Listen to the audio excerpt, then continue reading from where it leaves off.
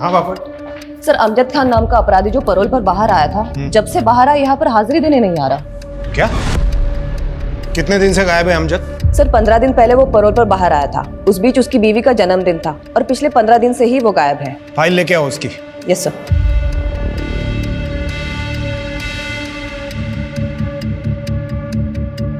Oh my God, ये अमजद एक drug addict है। 10 साल पहले इसने ड्रग्स के नशे में अपने ही 2 बच्चों को गला घोटकर बेरहमी से मार दिया था। उसी की सजा ये जेल में काट रहा है। इसकी पहली बीवी इसको कब का छोड़ के जा चुकी है। जिसके जन्मदिन की बात तुम कर रही हो, ये उसकी दूसरी बीवी है। Right sir. बापट, इस अमजद के बारे में इंफॉर्मेशन इतनी लेट क्यों दी? क्यों लोगों की जान खतरे में डाली?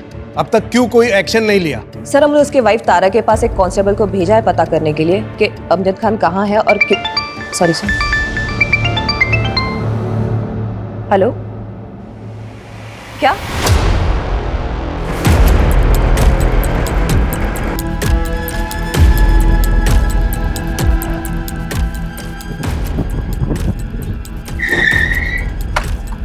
यहाँ पे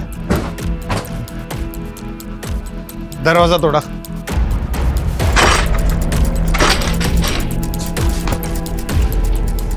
सर्च करो पूरा घर पाटिल, और ये खिड़की खोलो।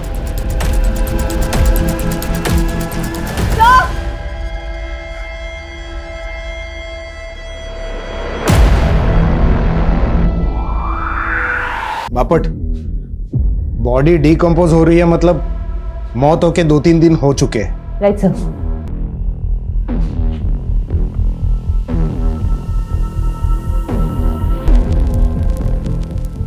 एक काम करो, इस स्टूल की और बॉडी की हाइट मेजर करो। Sir, I have a strong doubt कि इस स्टूल पर चढ़ने के बाद भी इसका हाथ ऊपर तक पहुंचा होगा। सर, आसपास के लोगों का कहना है उन्होंने अमजद को देखा था यहाँ।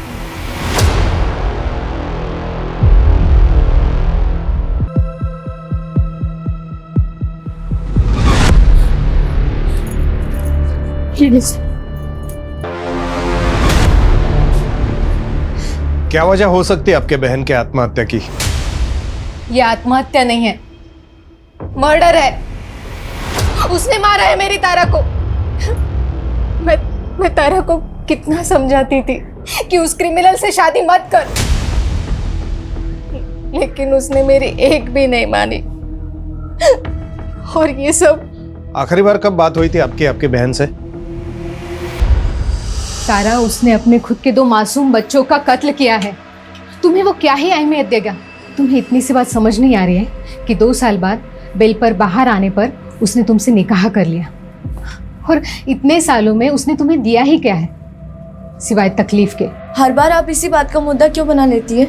होगा दुनिया के लिए मुजरिम, मेरे लिए वो मेरा शौहर है और मैं उससे बहुत प्यार करती हूँ। इस प्यार के भूत को ना सर से उतार दो। इस 7 साल की शादी में वो सिर्फ 2 महीने तुम्हारा शौहर बन के रहा है। वो सिर्फ कातिल है, कातिल। और इस बात का इंतजार मत करना कि वो एक दिन तुम्हारी भी जान ले ले। वो अभी पैरोल पर बाहर आया है, लेकिन कितना वक्त दिया उसने तुम्हें? दिन रात सिर्फ नशे में धुत रहता है वो।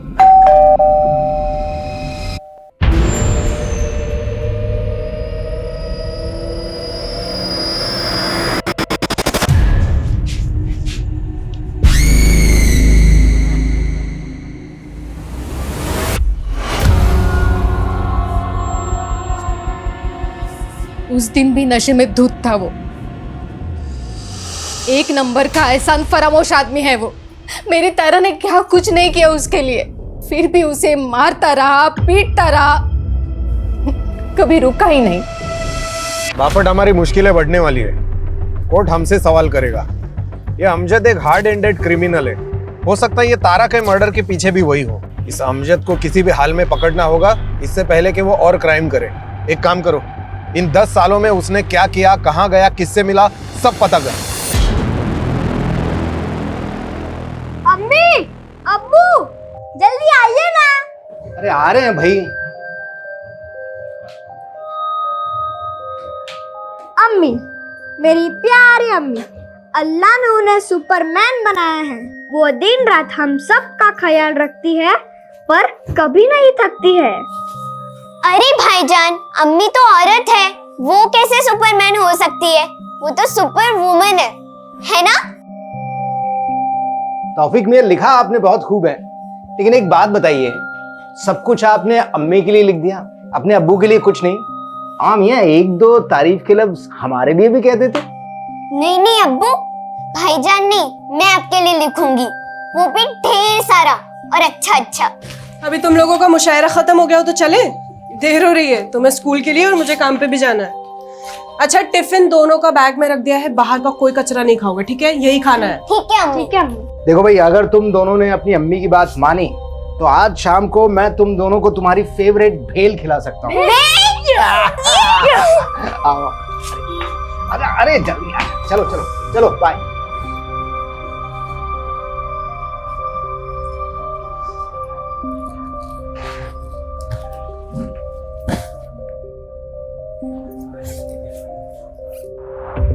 सर, ये तारा की पोस्टमार्टम रिपोर्ट। सर, उसके शरीर में कोई सब्सटेंस, जहर या नशीला पदार्थ नहीं मिला। उसकी मौत गले की हड्डी टूटने से ही हुई है, लेकिन उसके गले पर उंगलियों के मार्क्स मिले। और स्टूल की हाइट? सर, स्टूल की हाइट और तारा की फांसी का फंदा लगाकर लटकना नामुमकिन तो नहीं, लेकिन मुश्किल जरूर रहा होगा। मतलब पॉसिबल है तारा को पहले गला दबाकर मार दिया गया।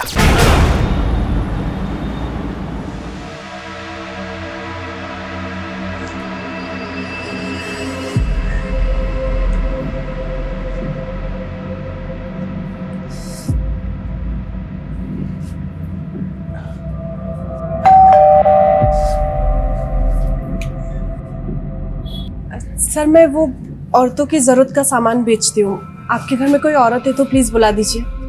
हाँ है, मेरी बीवी है ना, सुनीता। अगे सुनीता, बाहर है। शायद वो बाथरूम में होगी। अरे आप बाहर क्यों खड़ी है? अंदर आइए, अंदर आके उसे आराम से समझा दी। आइए आइए आइए।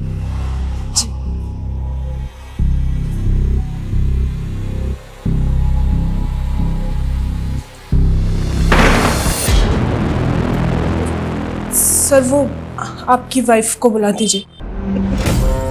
होगी तो आएगी ना। अरे यार, तुम भी हमारी जरूरत को समझो ना।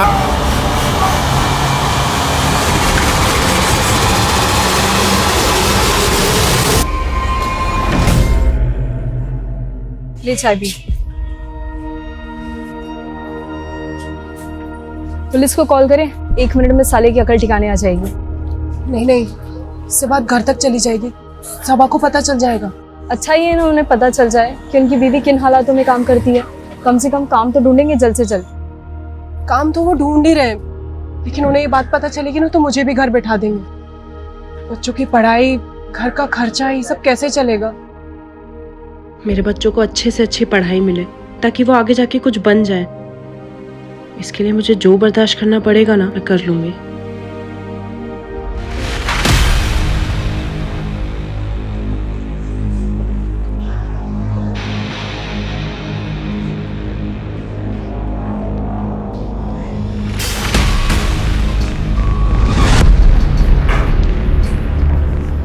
ये पूरी लिस्ट क्रॉस चेक करवाओ। अरे पवार साहब, नमस्कार, बसा ना। सॉरी आपको इतने शॉर्ट नोटिस पे बुलाया। Thank you so much for coming. ये केस तो मुझे बिल्कुल अभी भी वैसे की वैसे याद है। 10 साल पहले मैं ही माइनर बच्चों के डबल मर्डर केस का इन्वेस्टिगेशन ऑफिसर था। मुझे कॉल आया कि मेरे एरिया में मास मर्डर हुआ है।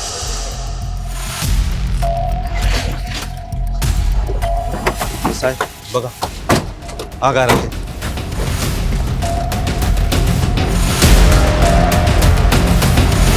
सर, उनका मर्डर करके इनोसेंट बनने का नाटक कर रहा है।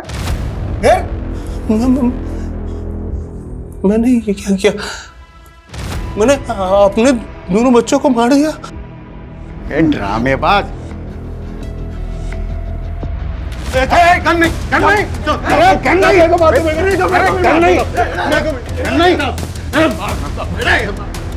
साले, चला गया गाड़ी टकाला। बॉडी पोस्टमार्टम के लिए भेज दो। दोनों बच्चों को गला दबाकर मारा गया था। फॉरेंसिक में तो बिल्कुल क्लियर था कि पूरे घर में बच्चे और अमजद के ही फिंगरप्रिंट्स थे। और उसके ब्लड में भी बहुत ही हाई लेवल के ड्रग्स थे। जब उसको गिरफ्तार किया तब वो तो नशे में धूत था, और जब बच्चों का अंतिम संस्कार हुआ तब वो कस्टडी में था, और उसने डिमांड तक नहीं की वहां जाने की। पवार साहब, हमें डाउट है कि तारा का मर्डर भी उसी ने किया है। तारा के गले पर फिंगरप्रिंट्स मिले हैं हमें। प्रॉब्लम यह है कि इतना खतरनाक गुनहगार गायब झाला है और पता नहीं वो आगे जाके क्या करेगा।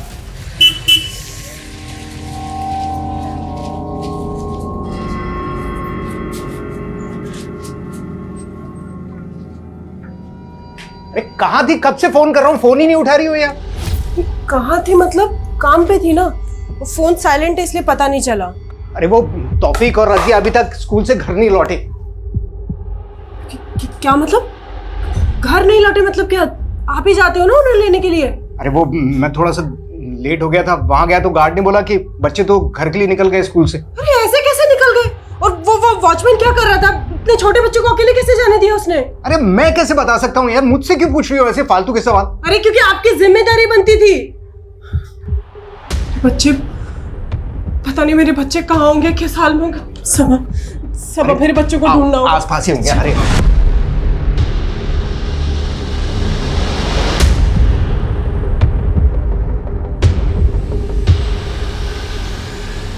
ठीक है सर, मैं फाइल भिजवाता हूँ अभी। जाएं,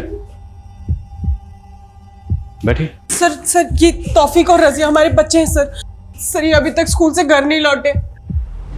नहीं लौटे मतलब? बच्चे स्कूल से घर खुद आते हैं, कोई लेने नहीं जाता? कोई स्कूल बस या वैन? सर इनकी छुट्टी के वक्त मैं काम पे रहती हूँ तो सबा उनको लेने जाते हैं। आज इनको थोड़ी देर हो गई तो वॉचमैन ने उनको रोका ही नहीं, बस जाने दिया। किस स्कूल में पढ़ते हैं? सर मैंने दोनों बच्चों को रोकने की कोशिश की, दोनों बच्चों ने मुझे बेवकूफ़ बनाया और वहाँ से भाग गए सर, और मैं कुछ नहीं कर पाया। अंकल जाने दो ना, हम बड़े हो गए हैं, हम अपने घर खुद से जा सकते हैं। मुझे मालूम है तुम दोनों बड़े हो गए हो, पर अभी चुपचाप वहां बैठो। जब तक तुम दोनों को लेने नहीं आता तब तक वहां से हिलोगे भी नहीं। चलो बैठो। भाईजान भागो! अरे बच्चों, अरे बच्चों! बच्चों ने तुझे बेवकूफ़ नहीं बनाया, तो हमें बेवकूफ़ बनाने की कोशिश कर रहा है। यकीन कीजिए, मेरा सच बोल रहा हूँ मैं। सीसीटीवी फुटेज देखेंगे ना, सब पता चल जाएगा सच बोल रहा है या झूठ बोल रहा है। सीसीटीवी कैमरा तो लगा है ना? सर कैमरा लगे तो हैं पर काफ़ी टाइम से खराब है वो। तो तुम लोग ना स्कूल के आसपास देखो, अगर कोई सीसीटीवी है तो उसकी फुटेज निकलवाओ सर। और तुम अगर बाद में पता चला ना कि कुछ झूठ बोला तो लंबा अंदर जाओगे। सर सच बोल रहा हूँ, यकीन कीजिए मेरा। सर हमें सर ये स्कूल के पास का सीसीटीवी फुटेज मिला है, इसमें बच्चे किसी आदमी से बात कर रहे हैं, लेकिन सर इसका चेहरा नहीं दिखाई दे रहा। अगर इसी आदमी ने बच्चों को गायब किया है तो मतलब ये पहले से जानता था कि बच्चे स्कूल से घर अकेले जाने वाले हैं। है कौन ये आदमी? साहब इसमें चेहरा तो दिखाई नहीं दे रहा है, ऐसे कैसे पहचानूं ये कौन है? एक दूंगा ना कान के नीचे, सब याद आ जाएगा। सर यकीन कीजिए, मैंने कुछ भी नहीं किया, मुझे कुछ भी नहीं मालूम सर।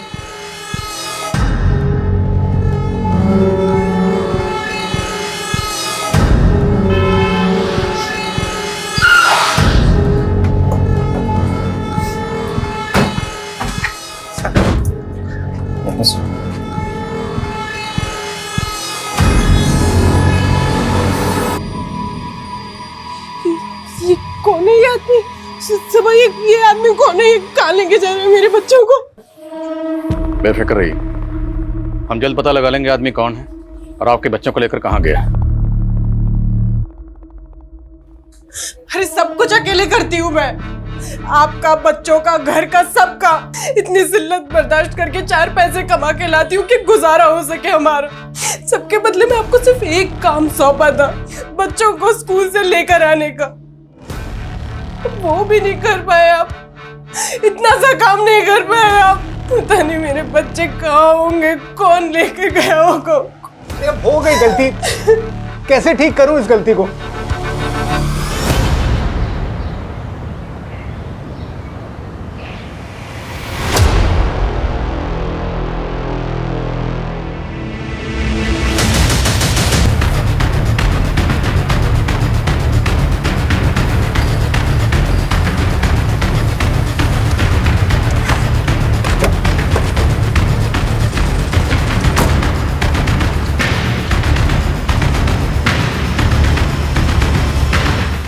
बच्चों के गले पे निशान, शायद गला दबा के मारा गया। फिटनेस को देख के लग रहा है मर्डर 4-5 घंटे पहले हो चुका है।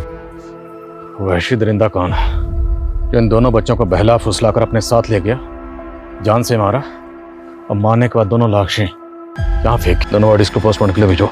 सर जो मेरे बच्चे, मैं मर जाऊंगी। संभाल खुद। मेरे बच्चों को मैं नहीं जी पाऊंगी। मेरे सारी गलती मेरी है। अगर किसी को मरना चाहिए तो मुझे मरना चाहिए। मुझे कोई हक नहीं है जीने का। मेरे बच्चों का ख्याल नहीं, मैं मर जाऊं। मेरे बच्चों का नाज, नाज, नाज, नाज।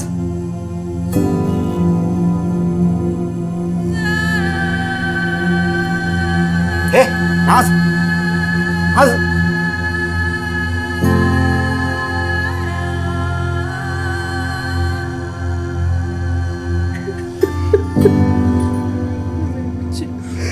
सब मेरे बच्चे, मेरे बच्चे। वाघमारे, उन दोनों के कॉल डिटेल्स मुझे आज के आज मिल जाने चाहिए। सर, हाँ सर, अमजद के बारे में पता चला है कि उसका सिर्फ एक ही दोस्त है, मलिक, जो 6 साल से उसके साथ जेल में था। दोनों एक ही बैरक में थे और वहीं पे दोनों की दोस्ती हुई।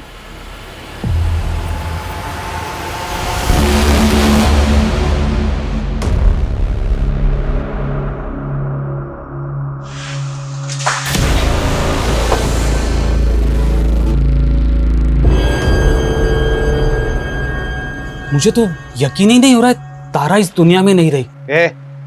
पता है हमें, अमजद और तू 6 साल जेल में एक ही सेल में थे। काफी अच्छी दोस्ती है तुम्हारी। चल बता, अमजद क्या प्लान कर रहा था आणि आता कुठे है तू? साहब कुछ बोल नहीं सकते उसके बारे में, कोई भरोसा नहीं है उसका। वो कब क्या करेगा, बहुत उल्टी खोपड़ी का आदमी है वो। खत्म कर बाकी सब खत्म कर दूंगा, सब तबाह कर दूंगा। अमजद होश में आ।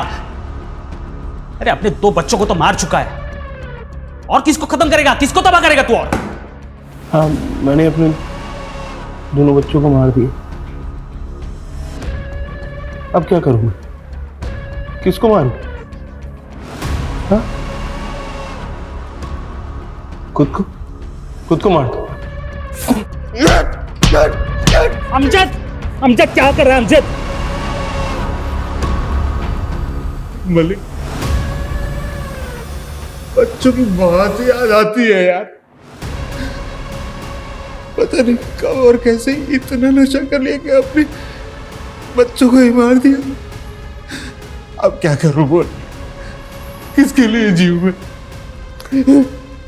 अमजद मेरे भाई, भूल जा अपने गुजरे हुए कल को। आज मैं जी भाई, आज मैं जी। अरे इतनी प्यारी बीवी मिली है तुझे तारा, जो सब कुछ जानते हुए भी तुझसे इतनी मोहब्बत करती है। अमजद तुझे उसके लिए जीना होगा। हाँ तारा, तारा मुझे प्यार कर, मुझे बहुत प्यार करती हो। मुझे तो यकीन ही नहीं हो रहा कि उसने तारा को मार दिया। मैं जब बेल पे बाहर आ रहा था तो वो मुझसे गिड़गिड़ा के कह रहा था कि मैं जाके तारा से मिलूं, उसका ख्याल रखूं। तो तू मिला था तारा से? हाँ साहब। जी सलाम वालेकुम, मैं मलिक, अमजद का दोस्त। अरे वालेकुम अस्सलाम, जानती हूँ आपको, बहुत सुना है आपके बारे में अमजद से। आइए ना, अंदर आइए। अमजद को बहुत फिक्र रहती है आपकी, बार बार जेल में आप ही का नाम लेता रहता है। मैं जब बेल पे बाहर आ रहा था तो उसने कम से कम 1000 बार बोला होगा मुझे कि मैं आपसे आके मिलूं, आपकी जरूरतों को समझ लूं। प्लीज।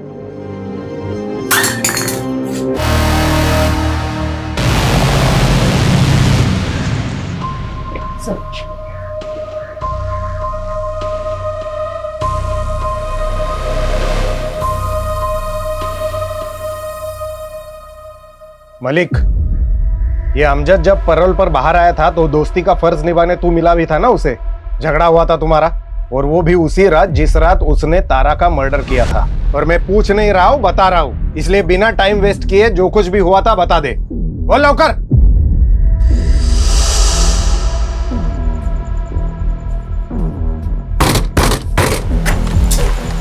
अमजद, तू यहाँ?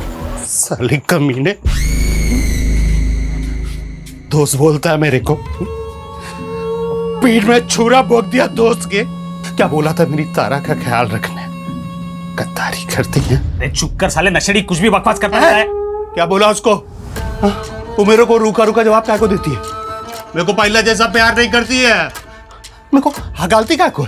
साले हमेशा ऐसे गुस्से में घूमेगा? अरे जरा शांत दिमाग से बैठकर सोच लिया कर कभी। 6 साल हो गए तुम लोगों के निकाह को। निकाह के बाद से तू जेल में है। क्यों वो तेरा इंतजार करेगी इतना? हो सकता है वो किसी और को चाहने लगी हो, किसी और से प्यार करने लगी। वो मेरे अलावा किसी से प्यार नहीं कर सकती, मुझे नहीं छोड़ सकती। और सुन ना, मैं उसे छोड़ नहीं दूंगा, मैं सबको सीधा कर दूंगा। ये अमजद पैरोल पे बाहर आया ताकि तारा के साथ वक्त बिता सके, उसका जन्मदिन मना सके। लेकिन बाद में उसको पता चला कि तारा को अब उसमें कोई इंटरेस्ट नहीं है, शायद उसके लाइफ में कोई और आ गया है, और लटका कर सुसाइड दिखाने की कोशिश की और गायब हो गया। लेकिन ये अमजद अब है कहां और क्या करने वाला है कुछ नहीं पता।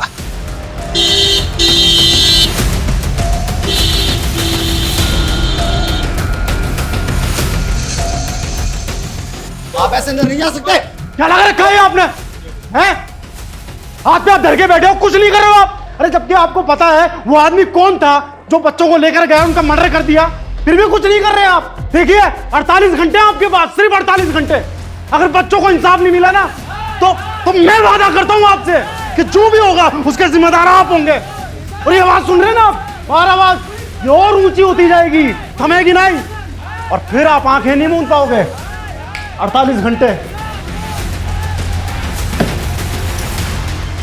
एक तो ये फवाद खान जैसे छुटभैया मोहल्ले के नेताओं ने और दिमाग खराब कर रखा है। अरे ये गली मोहल्ले के नेताओं की फिक्र नहीं है मुझे फिक्र है इस केस की। 2 मासूम बच्चों के मर्डर का केस है। चिंगारी को शोला बनने में वक्त नहीं लगेगा, ज्यादा वक्त नहीं है हमारे पास। स्कूल के आसपास एक आदमी से पता करो, किसी ने तो कुछ देखा होगा। सर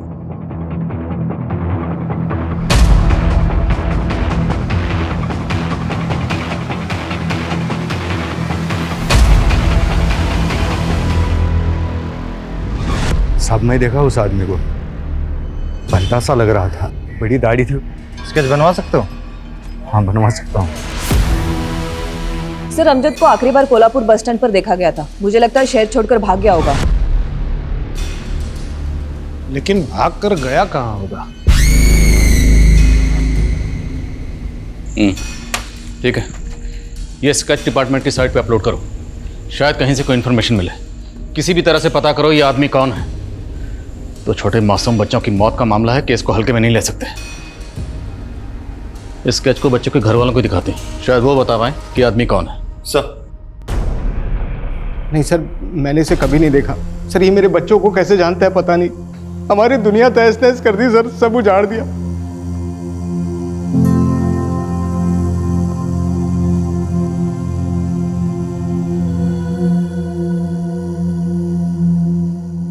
ये लो, ये स्केच मोहल्ले का इंसान के हाथ में होना चाहिए, है ना? सब कुछ अकल याद करा दो इसकी।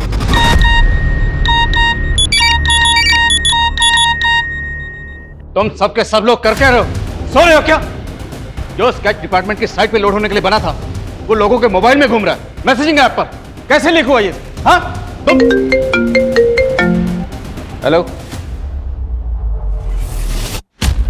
व्हाट? प्लीज थैंक यू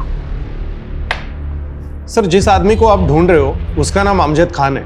10 साल पहले उसने अपने 2 बच्चों को बेरहमी से मार दिया था, उसी की सजा काट रहा था। सर 15 दिन पहले पैरोल पर बाहर निकला, अपनी बीवी तारा का मर्डर किया और फरार हो गया।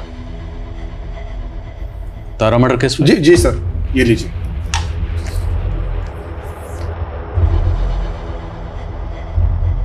सर ये अमजद खान है और ये तारा उसकी दूसरी बीवी, और सर ये 2 बच्चे जिनको अमजद ने मार दिया था।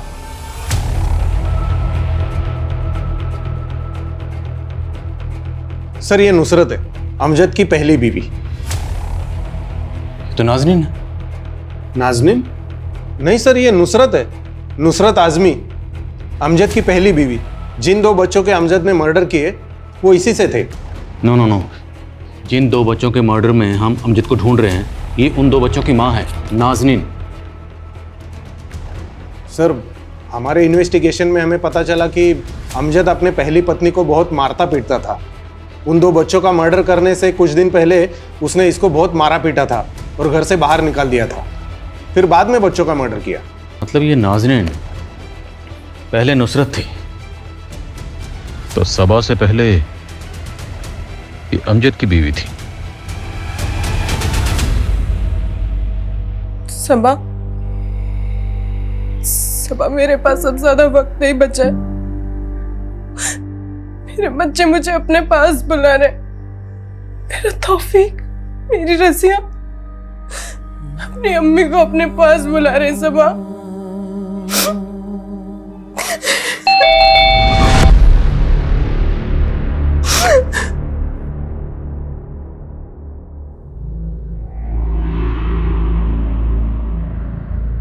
उस वीडियो में आपके बच्चों के साथ जाते हुए जो आदमी दिखाई दे रहा है, ये उस आदमी का स्केच है।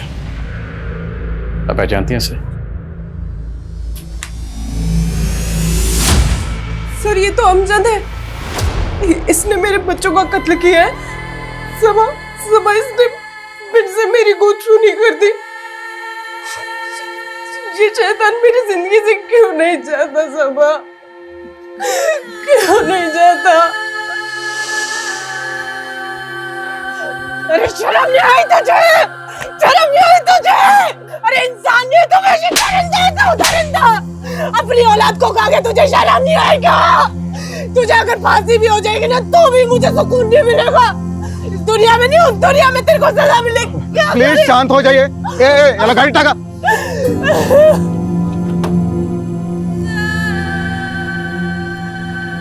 मैं उस इंसान के साये से भी दूर जाना चाहती थी, इसलिए मैंने उस घर से अपने बच्चों की यादें समेटी और वहां से निकल गई। और मैं फिर यहाँ आ गई अपनी खाला के घर। सबा मेरी खाला के पड़ोसी थे। अमजद की औलाद तौफीक मेरी गोद में होते हुए भी सबा ने मुझसे मोहब्बत की, मेरे लिए निकाह का पैगाम भेजा। खाला के समझाने के बाद मैंने सबा से निकाह कर लिया और शादी के कुछ साल बाद रजिया पैदा हुई। बहुत खुशहाल परिवार था सर हमारा, लेकिन इस अमजद ने इसने एक बार फिर से मेरी गोद सूनी कर दी। सब कुछ खत्म कर दिया इसने।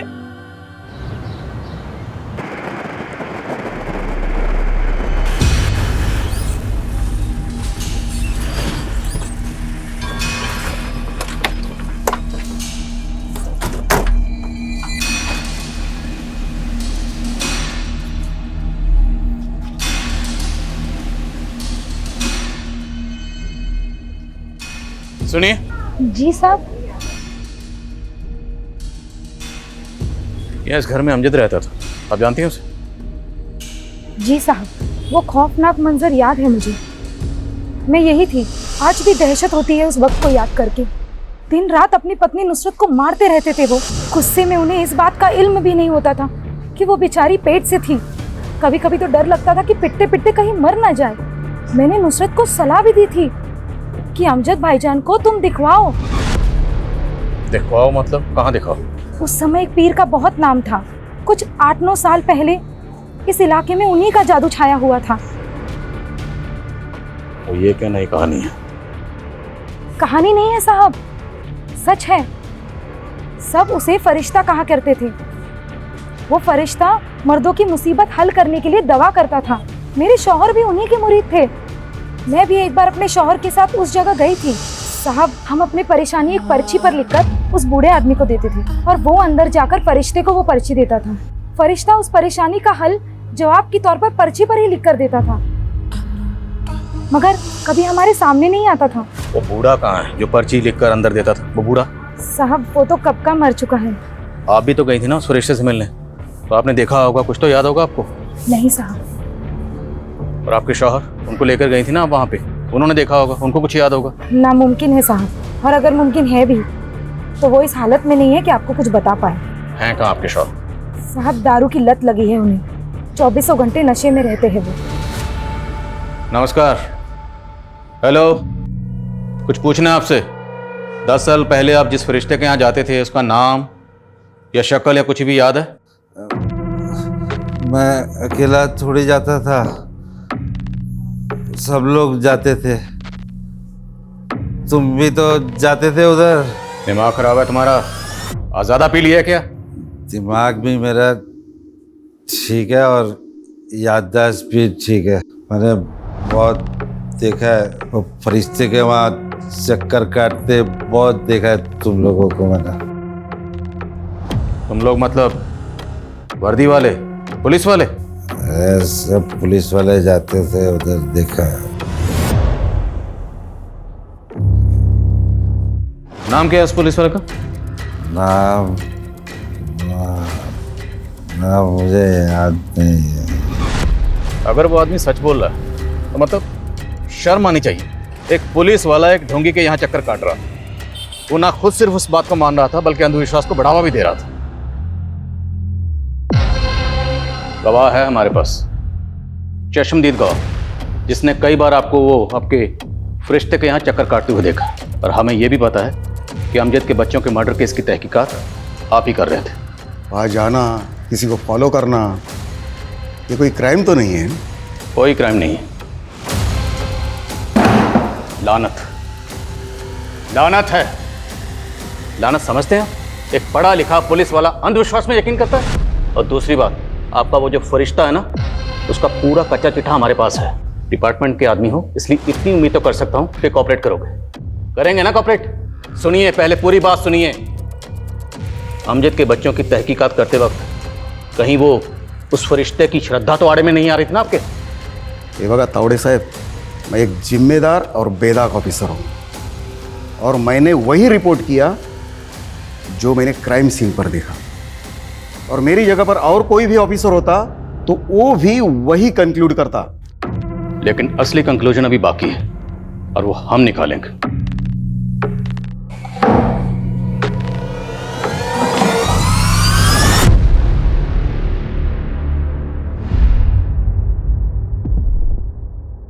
सर, पता चल गया थाने में फरिश्ते की दुकान चलाने में मदद कौन कर रहा था।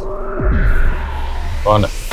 सर, मेरे बच्चों का कत्ल हुआ है और अब मेरे साथ ही मुजरिमों जैसा बर्ताव कर रहे हैं। बहुत होगी तेरी नौटंकी, और अब सवाल हम पूछेंगे, तुम सिर्फ जवाब दोगी। वैसे एक बात बताओ, तुम्हें किस नाम से बुलाएं? नुसरत या नाज़नीन? अमजद की बीवी या सबा की बीवी? या फिर सब मर्दों के मर्ज की एक ही दवा, ये फरिश्ता? तो फरिश्ता नहीं, नागिन है जो अपने बच्चों को ढस गई। 10 साल पहले वो पीआई पवार तेरा क्लाइंट था ना? क्लाइंट नहीं, फॉलोवर। फॉलोअर नहीं, अंधविश्वासी। अब पवार के अलावा तेरे कोल्हापुर में जितने क्लाइंट थे ना, सबकी लिस्ट है हमारे पास। उसकी भी, जिसकी मदद से तुम थाने में अपने कर्मकांड की दुकान चला रही थी। सबका पता चल गया हमें। झूठ है सर, ये किसकी बात कर रहे हैं आप? मैं नहीं जानती किसी को।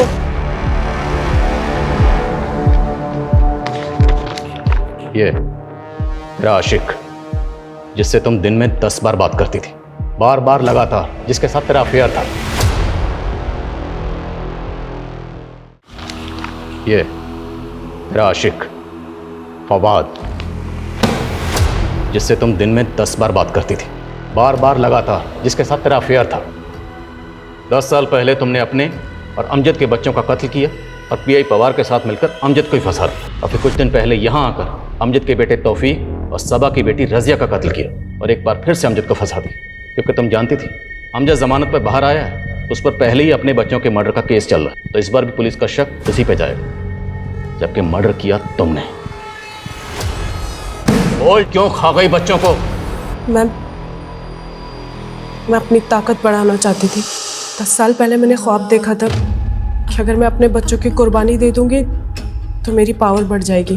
तौफीक और रजिया, उनको भी पावर बढ़ाने के लिए मारा? मैं कोल्हापुर की तरह थाने में भी लोगों की मदद करना चाहती थी फरिश्ता बनकर, पर ये मैं अकेले नहीं कर सकती थी, मुझे किसी की ज़रूरत थी। फिर एक दिन मुझे फवाद मिला। हमारे पास तेरे खिलाफ बहुत सारे सबूत हैं। तेरी कार भी उसी एरिया में मिली जहाँ बच्चों का मर्डर हुआ, उनकी बॉडी मिली। तो चल अब सच सच बता, तौफीक और रज़िया को क्यों मारा? मैं नाजनीन से प्यार करता था। 10 साल पहले जब मैं उसके पास अपनी मुश्किलों का हल मांगने गया था, तब तुमने कुछ गलत काम किए हैं जो तुम्हें कामयाब नहीं होने दे रही। सलाम चाचा। सलाम। रुको रुको, अरे उनके बताए उपाय से काम हुआ है मेरा। रिश्ते का हाथ चूमकर शुक्रिया अदा करूंगा, बस कुछ नहीं। चाचा जाने कर दूंगा, जाने दीजिए। ऐसी ज़हनी और करिश्माई औरत मुझे ज़िंदगी में नहीं दिखी, पर एक दिन पता चला वो कहीं चली गई। फिर कुछ समय बाद वो मुझे यहाँ थाने में मिली। मैं उसे खोना नहीं चाहता था, इसलिए मैंने उसे अपने प्यार के बारे में बताया और फिर हमारा अफेयर शुरू हो गया। फवाद, मैंने फिर से वो ख्वाब देखा है, बच्चों की कुर्बानी देनी होगी, उससे मेरी ताकत में इजाफा होगा। लेकिन उसके बाद हम निकाह कर लेंगे। मैं तुमसे और दूर नहीं रह सकता। मुझे पता था अमजद पैरोल पे बाहर आया है, उसकी बीवी ने खुदकुशी कर ली है। मैं जानती थी वो मुझे मिलने और अपनी औलाद तौफीक को देखने ज़रूर आएगा। वो जब मैं जेल गया था तो तुम पेट से थी ना? क्या हुआ था बता ना। बेटा हुआ था। कहाँ है? मेरा एक बार। ठीक है, बच्चे अभी स्कूल गए, 12:30 बजे छूटेंगे। फवाद, जिस मौके की हमें तलाश थी वो मौका खुद चल के हमारे पास आ गया। सबा हमेशा बच्चों को लेने देरी से पहुंचता था और बच्चे स्कूल से निकल गए और मेरी तरकीब काम कर गई। तौफीक बेटा, मैं अमजद हूँ, तुम्हारी अम्मी का दोस्त। ये चॉकलेट ले लो। नहीं, हमें कुछ नहीं चाहिए। थोड़ी दूर पर हमारे अब्बा हमें मिल जाएंगे, आप जाइए।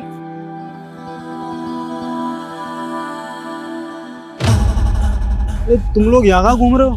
तुम्हारी अम्मी तुम्हें कब से ढूंढ रही है, परेशान हो रही है। आओ मैं तुम्हें छोड़ देता हूँ, चलो।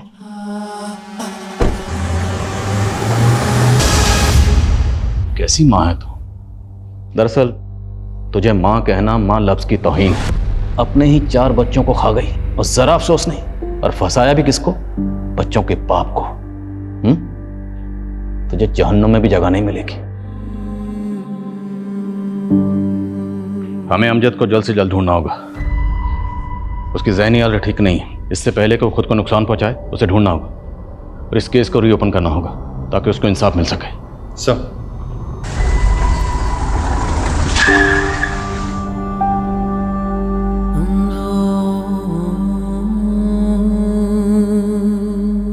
अमजद सच बोल रहा था।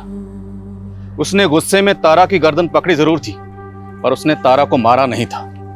तारा ने खुदकुशी की थी। एक अंधविश्वासी औरत ने अमजद जैसे बेगुनाह इंसान को एक बार नहीं बल्कि 2 बार झूठे जुर्म में फंसाने की कोशिश की। हालांकि पहली बार सच को सामने आने में इतना ज्यादा वक्त लग गया जिसके चलते अमजद की जहनी हालत पूरी तरह से बिगड़ चुकी। पर अब केस रीओपन हुआ और हम पूरी कोशिश करेंगे कि अमजद को इंसाफ मिले। इस स्पेशल सीरीज में हम ऐसी ही कई और हैरत अंगेज और दिल दहला देने वाली कहानियां लेकर आते रहेंगे जो कल्पना से भयानक सच और सबक दोनों हमारे सामने रखेंगे। जय हिंद। क्राइम पेट्रोल की स्पेशल सीरीज में आपका स्वागत है। अरे और कितनी बार समझाऊंगा? सारे पैसे बैंक में नहीं जाने हैं। 20% पैसा बैंक में और बाकी का घर भेजना है, समझा? एक काम कर, तू इधर ही आ जा। मैंने 2 बंडल बना दिए हैं, सुबह बैंक में डाल देंगे।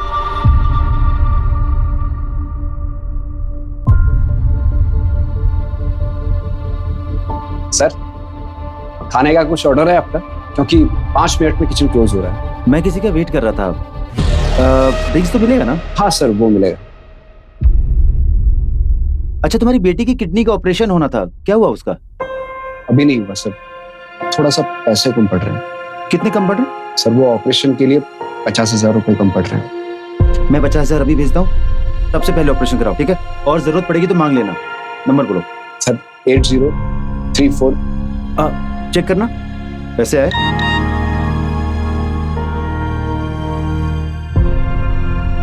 Thank you sir. अरे बस बस बस, ठीक है चलो।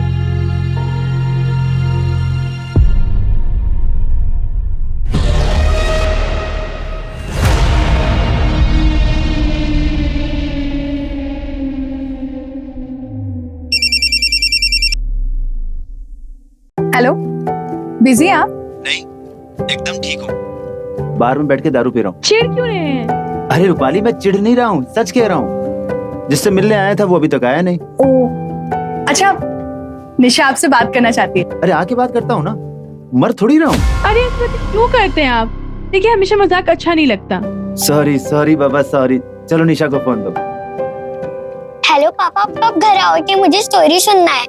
बेटा, आपको मम्मा स्टोरी सुनाएंगी, ठीक है? पापा को आने में देरी हो जाएगी, आप खाना खा के सो जाइए। ठीक है, निशा लव्स यू। पापा लव्स यू टू बेटा। Good night.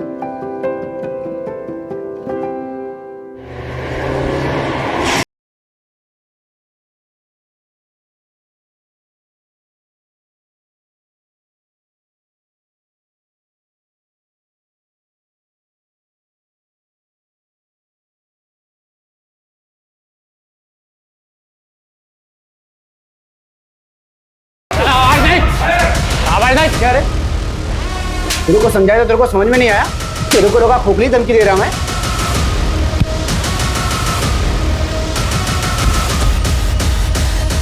पहचाना मेरे को? शेखर नागरे। फोन किया तो समझ में नहीं आया ना? हाँ? किधर किधर किधर किधर भाग रहा? पैसे की थैली निकाल, पैसे की थैली निकाल, चल थैली निकाल, जल्दी जल्दी जल्दी। दूसरी थैली भी निकाल, दूसरी थैली भी निकाल, जल्दी निकाल।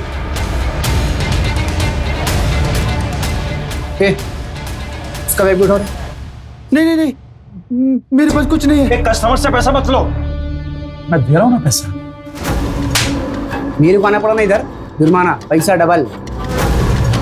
कस्टमर सेटिस्फेक्शन के बारे में तेरे को पहला सोचना मांगता था, लेट हो गया रे तू।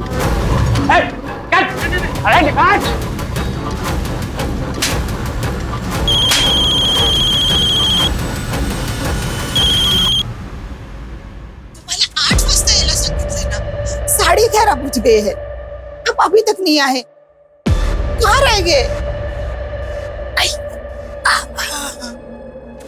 डॉक्टर ने बोला है ना वक्त पे दवाई खाने के लिए, आप जल्दी आइए। बोल क्यों नहीं रहे? मैं आ रहा हूँ।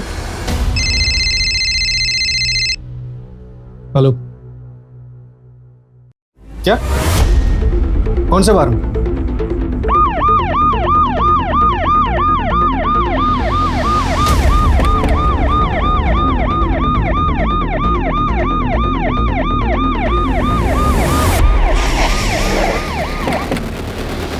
सर, मैंने फोन किया था। सर, मैं दारू लेने आया था तो अंदर चीनी चिल्लाने की आवाज़ आ रही थी, जैसे कोई किसको जान से मैं कोशिश कर रहा है। क्या? तुम यही रुको, चलो सर आओ।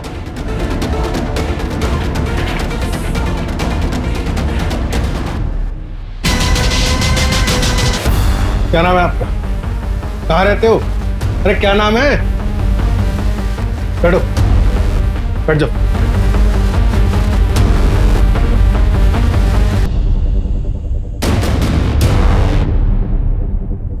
और सर, ये सारी तबाही इन्होंने की? कैसे?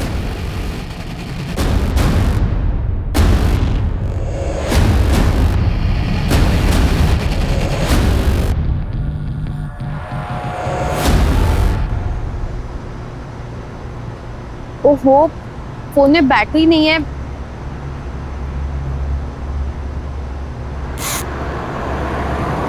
कैश भी नहीं है, लिफ्ट ले लेती हूँ। Lift lift lift lift.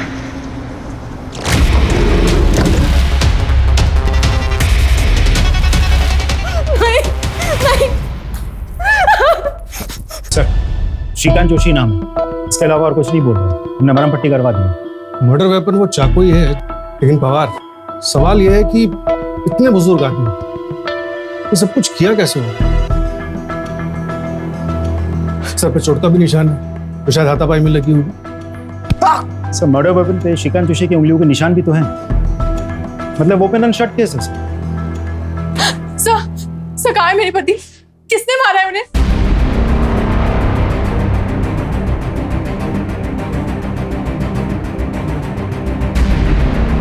क्या आप बता सकते हैं कि आपके पति उस बार में इतने पैसों के साथ क्या कर रहे थे?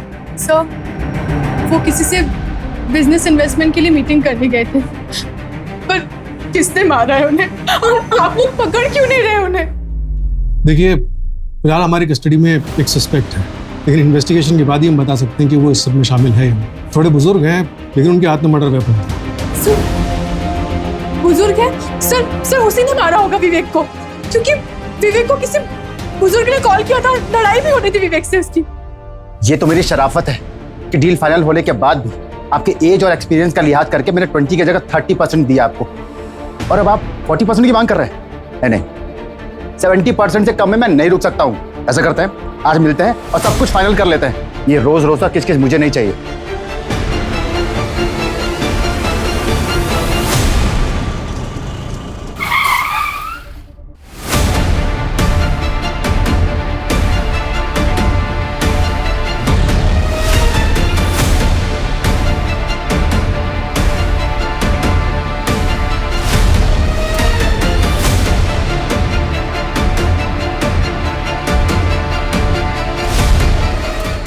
फिलहाल सर्कमस्टेंशियल एविडेंस तो श्रीकांत जोशी के खिलाफ है।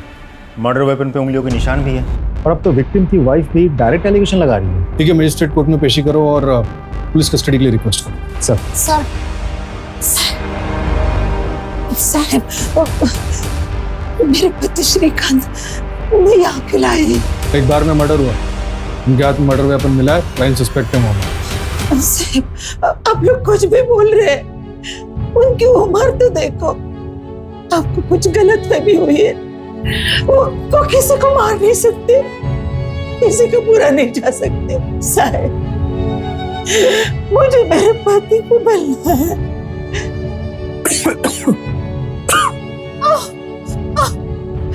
अब ठीक तो है।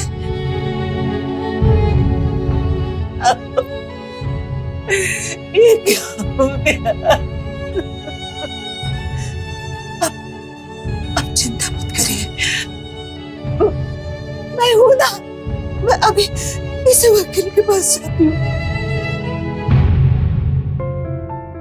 तुमने कुछ खाया? दवा टाइम पे ले लें।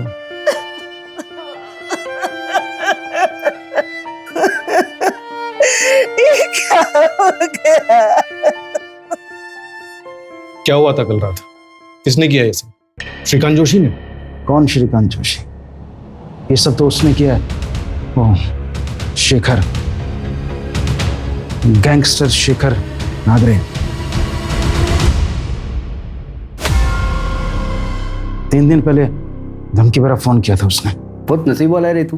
तेरी बाइक को अभी भी एकदम पटाखा लगती है, और वो तेरी छोकरी इधर एफसी रोड में पड़ती है ना, एकदम फुलझड़ी लगती है। देखो मेरी फैमिली को बीच में मत लाओ, साफ साफ बोलो क्या चाहिए। बहुत समझदार है तू, सीधा मुद्दे पे आया।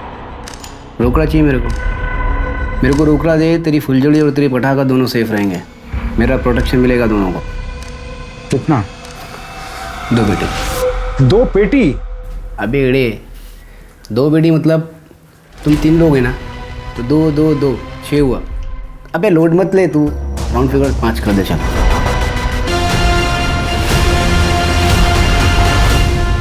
उसने 20 लाख मांगे और तुम्हारे पास 20 लाख ही थे। हाँ। इतनी करेक्ट इन्फॉर्मेशन तो बिना इनसाइडर जॉब के पॉसिबल नहीं है। क्या लगता है तुम्हारा कोई स्टाफ वाला इन्वॉल्व है इस सब में? नहीं, मुझे ऐसे नहीं लगता सर।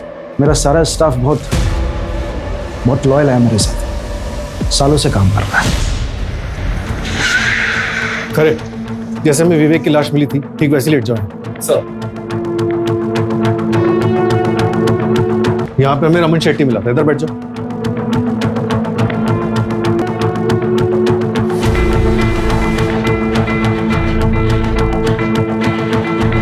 रमन शेट्टी का लाइन ऑफ विजन क्लियर नहीं है, वो नहीं देख पाया होगा क्या हुआ। सर मुझे तो लगता है ये सब कुछ श्रीकांत जोशी ने किया होगा, क्योंकि रमन शेट्टी इंजर्ड था, ठीक से समझ नहीं पाया होगा। चलो मान लिया रमन ठीक से समझ नहीं पाया, लेकिन पवार श्रीकांत जोशी की उम्र देखो, उसकी हालत देखो, तुम्हें लगता है उसने किया होगा? जैसा आपको लग रहा है कि वो बूढ़े आदमी है, बुजुर्ग है, इस एज में इतना सब कुछ कैसे कर पाएंगे, एग्जैक्टली उसी थॉट प्रोसेस से रमन शेट्टी ने भी क्राइम सीन को जज किया होगा। और वैसे भी गैंगस्टर्स तो पहुंच गए थे, तो श्रीकांत जोशी को मदद मिल गई थी। एक मिनट, सीमा इधर। यहाँ वो वेटर अतुल मिला था, इधर बैठो। उसने देखा होगा क्या हुआ? उसे होश आया? अभी तक तो नहीं सर। ये 20 रैंडम नंबर्स है जिनसे शेट्टी को कॉल्स आते थे। एक और बात सर, कार के बाहर जो सीसीटीवी कैमरा है, उस कैमरे के फुटेज में ये गाड़ी कह रही है सर। ये गाड़ी तो मिल नहीं पाएगी, जाहिर सी बात है, नंबर फेक होगा। राइट सर, नंबर फेक है। तो फिर ये नंबर ट्रैक करो, पता करो कि गैंगस्टर कौन से नंबर से कॉल करते हैं। जी सर। और सर, श्रीकांत जोशी का क्या करना है? रमन शेट्टी का कहना है कि गैंगस्टर्स आए थे, और विक्टिम की वाइफ का भी कहना सही है कि आखिर विवेक को ही जान से क्यों मारा, वो भी मल्टीपल स्टैप। रूपाली का कहना है कि विवेक का किसी बुजुर्ग आदमी के साथ झगड़ा हुआ, तो ये कुछ फिट नहीं बैठ रहा।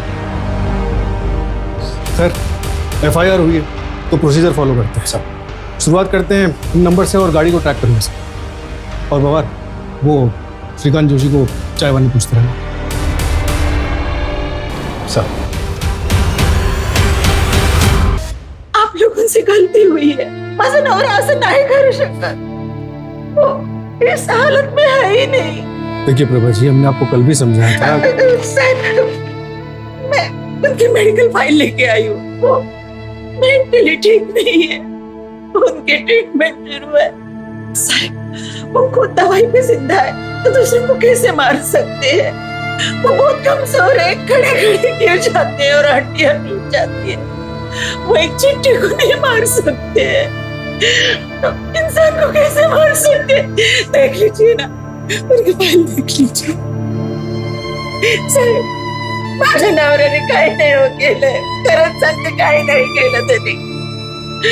माझ्या नवऱ्यासाठी जेवण और दवाई लेके आई हूँ, प्लीज देने दीजिए उनको। अच्छा, शांत हो जाइए। सीमा, मेरा मिलवा दो।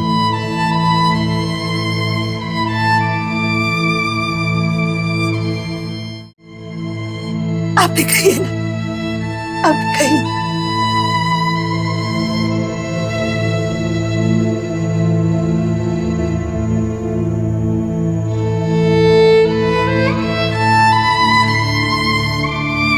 आप कहिए।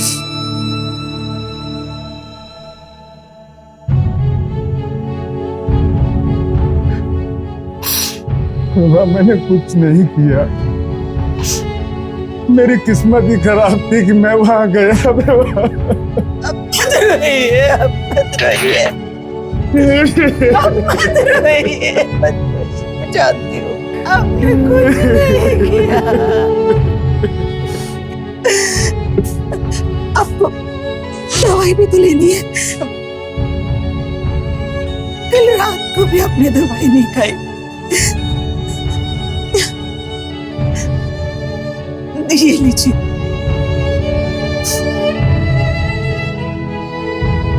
दवाई लीजिए।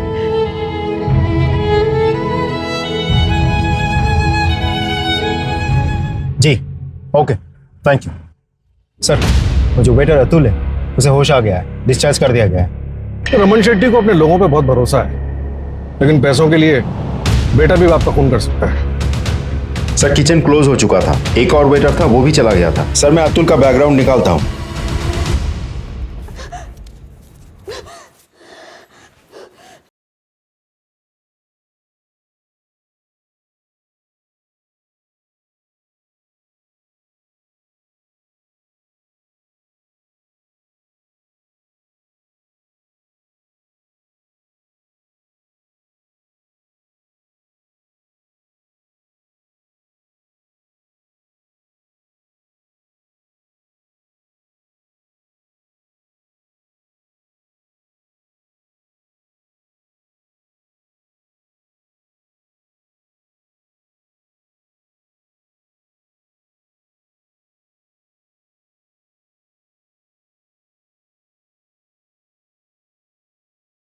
गैंगस्टर शेखर नागरे आखिर है कौन? पता नहीं सर, मैंने भी ये नाम पहले कभी नहीं सुना। न्यू एंट्री होगी। न्यू एंट्री है तो उसकी फास्ट एग्जिट कराते हैं, पता करो इसके बारे में। और एरिया के जितने भी हिस्ट्री शीटर और गैंगस्टर्स हैं, सबको राउंड अप। राइट। चल बता, कैसे प्लान किया ये सब? पूरे स्टाफ में एक तो ही है जिसे सबसे ज्यादा पैसों की जरूरत थी। सर आप कैसी बात कर रहे हैं सर? ये बात सच है कि मुझे मेरी बेटी के ऑपरेशन के लिए पैसे की जरूरत थी। शेट्टी सर ने मेरी कुछ मदद कर दी थी। 50,000 की और जरूरत थी तो विवेक सर ने मेरे अकाउंट में उस रात डाल दिए थे। आप हो सके तो मेरे अकाउंट में चेक कर लीजिए सर, मैं सच बोल रहा हूँ सर। तो फिर एक सच और बता, क्या हुआ था उस रात? क्या वो बुजुर्ग आदमी श्रीकांत जोशी ने विवेक को चाकू मारा था? बुजुर्ग आदमी? हाँ सर, एक कस्टमर था सर। सर उसको तो खुद गैंगस्टर लोगों ने पीट दिया था।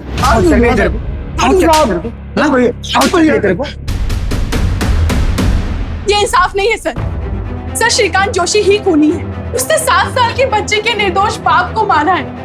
आप लोग उसकी उम्र का लिहाज कर रहे हैं। देखिए रूपाली जी, हम किसी को फांसी पर नहीं चढ़ा सकते, वो काम कोर्ट का। हमारा काम है कोर्ट को सबूत देना। सबूत?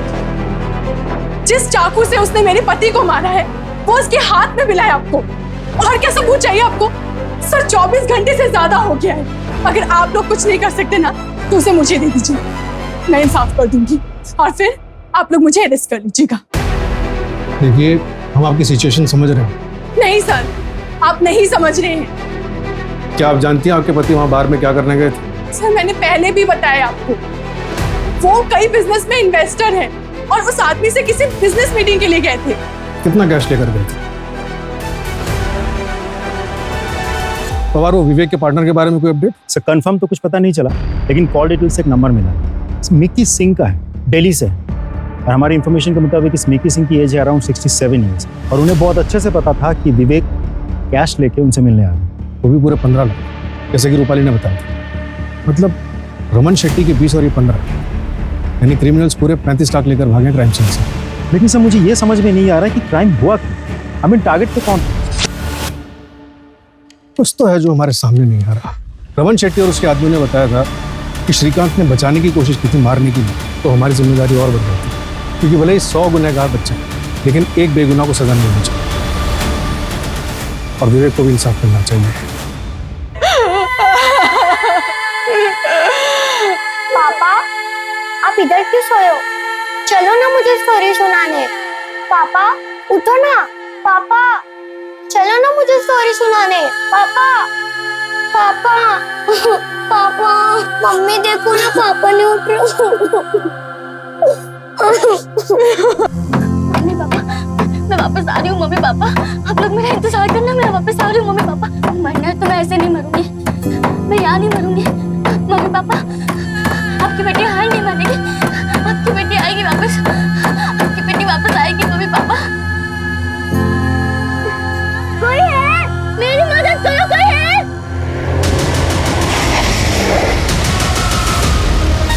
I love you. I love you too.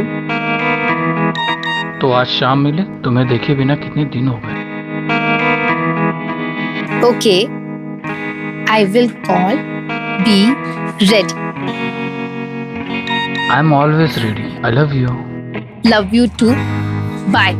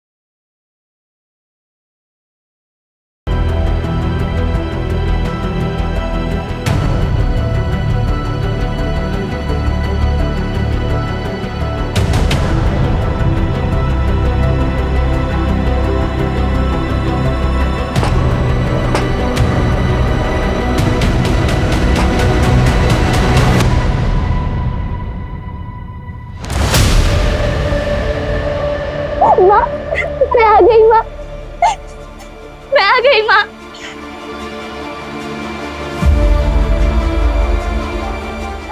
पापा मैं आ गई पापा। माँ माँ बता मैंने आप लोगों को कितना मिस किया। मुझे तो लगा ही तो मैं आपसे दोबारा कभी मिल पाऊंगी। नैना कहाँ थी तू इतने दिन? तुझे पता है मोहल्ले में सब लोग तेरे बारे में क्या कहते थे? क्या? यही कि तू धंधा। छी, मुझे बोलते हुए भी शर्म आती है। माँ लोग तो कुछ भी कहेंगे, आपने कैसे मान लिया? पापा पता है मेरे साथ क्या क्या हुआ? मेरा किडनैप हुआ और पापा मैं बहुत मुश्किल से बच के भागी हूँ वहाँ से। वो लोग बहुत खतरनाक थे पापा, सच में। इतने खतरनाक थे वो लोग, तो तू जिंदा कैसे बच के आ गई? अरे वही मर जाती तो बेहतर होता। पापा वो क्या बोल रहे हैं पापा? अपने भाई बहनों के बारे में भी नहीं सोचा? क्या मुंह दिखाएंगे दुनिया को?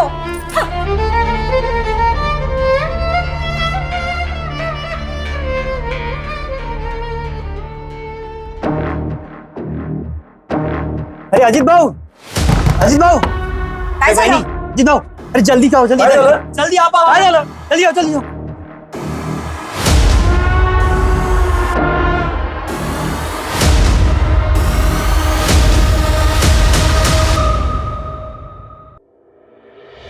श्रीकांत जोशी को मैं अच्छी तरह से जानता हूँ, क्योंकि पिछले 1 साल से मैं ही उनका ट्रीटमेंट कर रहा हूँ। ये रही उनकी फाइल। श्रीकांत जी मेंटली और फिजिकली बहुत वीक है और डिप्रेशन में भी है। उनकी बोन्स बहुत वीक हो गई हैं, उनकी बॉडी में विटामिन की बहुत कमी है। कोई भी डॉक्टर उन्हें देखकर ये नहीं कह सकता कि इस कंडीशन का पेशेंट कोई क्राइम कर सकता है। अभी आपकी तसल्ली के लिए मैं उनका हेल्थ सर्टिफिकेट बना के दे सकता हूँ। रूपाली जी, हमें FIR चेंज करना पड़ा। हम गलत आदमी पे शक कर रहे थे। श्रीकांत जोशी के खिलाफ हमारे पास कोई सबूत नहीं, हमें उन्हें छोड़ना पड़ेगा। तो सर श्रीकांत ने नहीं माना तो किसने माना? फिलहाल हमारा शक गैंगस्टर शेखर नागरे पर है।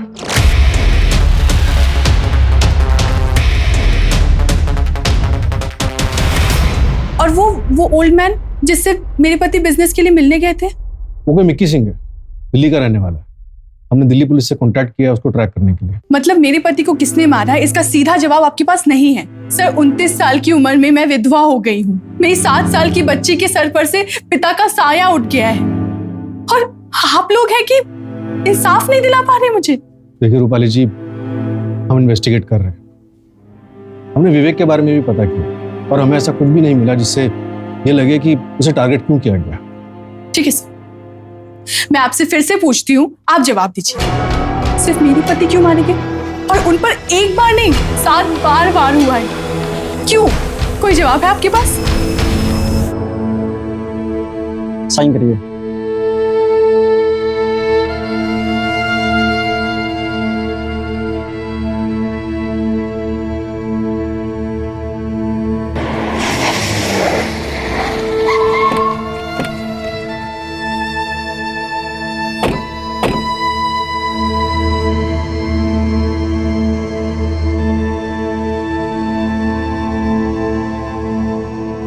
आप लोग रुकिए। मुकेश, इन्हें गाड़ी में घर छोड़ दो। Thank you sir.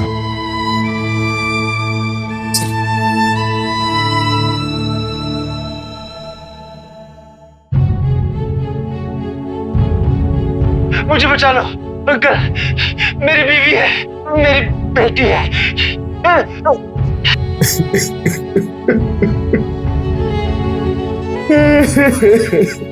और लुई, जो कुछ हुआ उसमें आपकी कोई गलती नहीं है। काश सही समय पे सही कदम उठाया होता तो आज जिंदा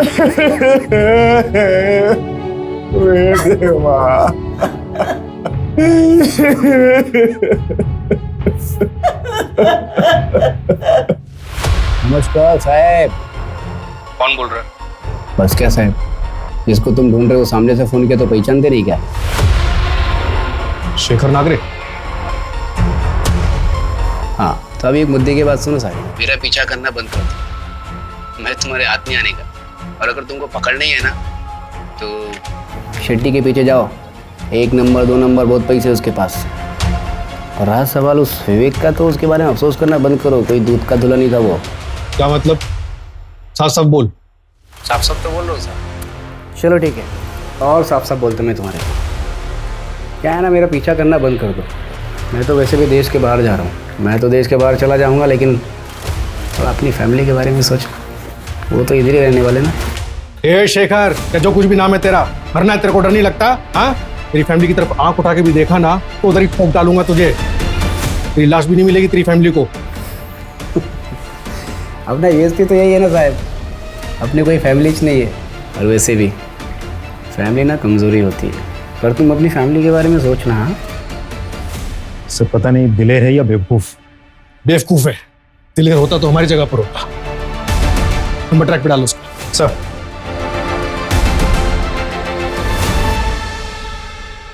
सर शेखर नागरे जो रमन शेट्टी को कॉल किया था वो दुबई से लिंक होके आया है। ट्रैक करना इम्पॉसिबल है। एम्बेसी का कांटेक्ट किया था, समय लगेगा, प्रोसेस बहुत लंबा है।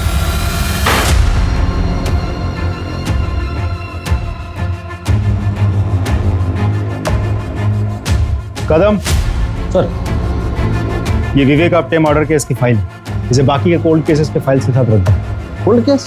हाँ, क्या कर सकते हैं जब तक गैंगस्टर शेखर नागरे पकड़ा नहीं जाता। Sir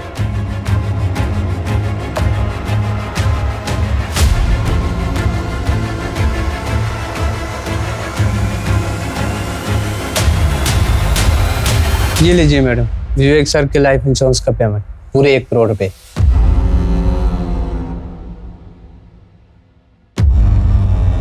thank you. Welcome.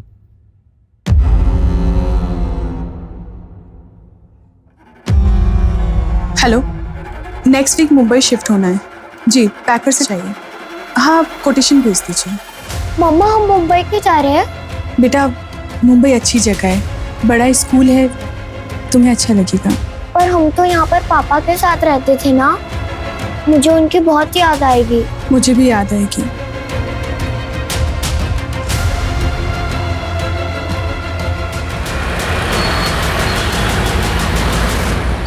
Sir 6 महीने पहले विवेक आप्टे मर्डर केस याद है आपको, जो रमन शेट्टी बार एंड रेस्टोरेंट में हुआ था? कैसे बोल सकता हूँ, मेरे करियर का इकलौता अनसॉल्व कैसे हुआ। लेकिन सर वो दूसरे शहर में शिफ्ट हो गए जहां से एग्जैक्टली वो बिलोंग करते थे। कौन सा शहर? सर मैंने नागपुर में पता किया है तो सबके बीच कनेक्शन मिला है।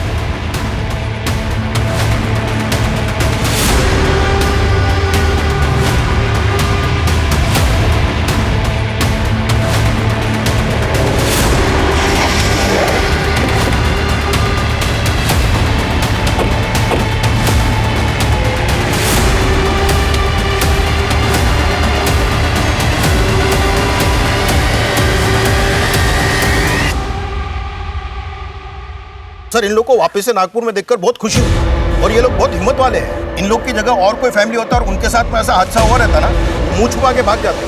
नागपुर में कभी नहीं आते वापस आप। हादसा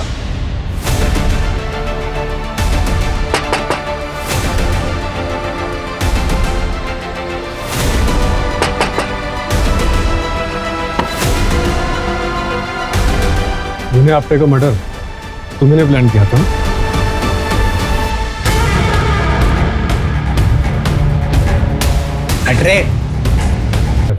वो आपने किया था। ठीक है, आज रात में मिलते हैं सेट्टी बार में पैसों के साथ।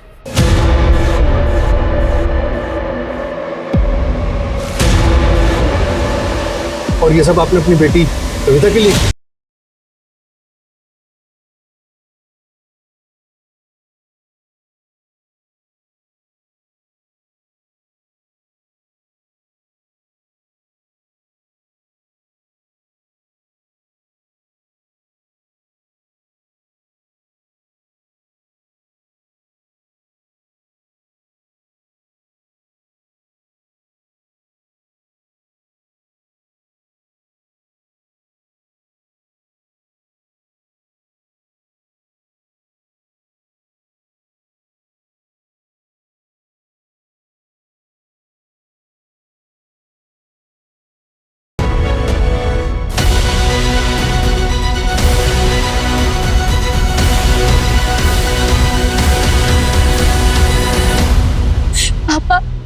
विवेक ने मुझे धोखा दिया। पहले उसने मेरे साथ गलत काम किया। क्या गलत काम किया बेटा? रमन शेट्टी मेरा दोस्त है, उसने मेरा साथ दिया क्योंकि कविता को वो अपनी बेटी मानता था। और वो गैंगस्टर शेखर नागरा वो कौन है? उसका असली नाम तरुण है, मेरे ही मोहल्ले में रहता है, मेरा पड़ोसी है। कविता उसको राखी बांधती थी। जब सभी लोगों को कविता के बारे में मालूम हुआ तो सबने हमारा साथ दिया। 2 महीने पहले मैं विवेक की बीवी से मिला और मैंने विवेक के बारे में सब कुछ सच बता दिया। साहब, विवेक को ढूंढने में और प्लान करने में पूरे 2 साल लगे। मुझे बचा लो अंकल, मेरी बीवी है, मेरी बेटी है। मेरी भी बेटी थी, कविता जोशी नाम था उसका। मैं बाप हूँ उसका बाप। उस रात विवेक ने अपनी बेटी की बात की तो मैं खुद को रोक नहीं पाया और मैं चाकू से विवेक को तब तक जब तक मैं थक नहीं गया। क्या मिला आपको ये सब कुछ करके? मैंने अपनी कविता को इन्हीं हाथों से फूल जैसे पाला है साहब। कोई भी आएगा और हमारी बेटी से खेल के चला जाएगा। नहीं साहब, मुझे गिरफ्तार कर लीजिए साहब। प्रभा, हमारी बेटी कविता को इंसाफ मिल गया।